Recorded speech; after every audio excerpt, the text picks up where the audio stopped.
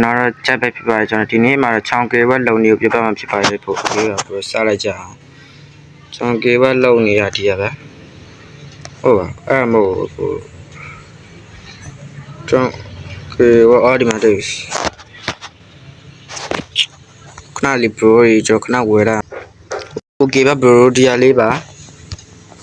ကျွန်တော်များပြပါမယ်ဒီရလေးပါ bro အဲ့ဒါလေးဝယ်လိုက်ပါအဲ့ဒါဝယ်ပြီးရင်တော့ဘောင်းမီးရအနေရောအင်ကြီးကအမင်းရဆိုရမှာဗျာ bro ဒီရောင်လေး okay ရပြီပြန် hair style ကကြတော့ဒီမှာ bro 20နှစ်မှရှိရောဒီမှာအဲ့ဒါကိုကြတော့အမင်းရမဟုတ်အမင်းရမဟုတ်အနီရောင်ဆိုရမှာ bro okay အဆိုရပါပြီတွင်းနဲ့တမ scale ပါတော့မှာ bro okay ဗျာ bro အတွင်းထဲကိုရောက်ပြီဆိုရင်ခဲပြောင်းလိုက်ဗျာခဲ okay ခဲပြောင်းခဲ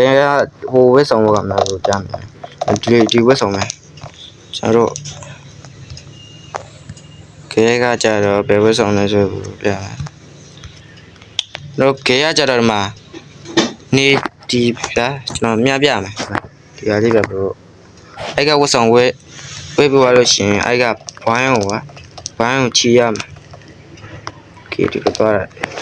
သူချီပြန်လက်တာโอเคပြီးကြရင်တေးလိုက်ဗျာပုံမှန်ရစမ်းဖြစ်ရင်သူ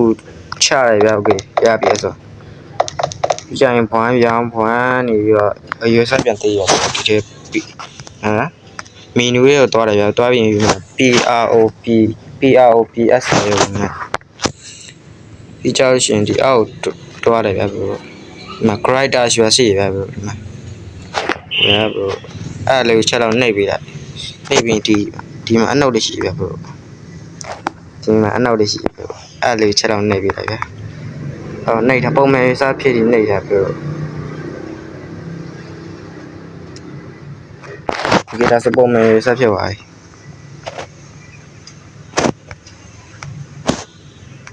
โอเคရပြီဒါဆိုရင်ဒါတော့ 6K ဝက်လေးပဲဖြစ်ပါတယ် bro မိုက်လာတော့မသိဘူးဗျာအမလေးရေးခဲ့ပါဦးโอเคဗျာ bro ဒီနေ့ video တော့ဒီလောက်ပါပဲကျွန်တော်ဒီနေ့ video လေးမှာဆိုရင်တော့ Sakura School ထဲမှာ 6K ဝက်လုံနေကိုပြပြခဲ့တာပဲဖြစ်ပါတယ် video လေးကြာရင်တော့ like and subscribe လေးလုပ်ပေးကြပါအားလုံးပဲနောက် video မှာပြန်လည်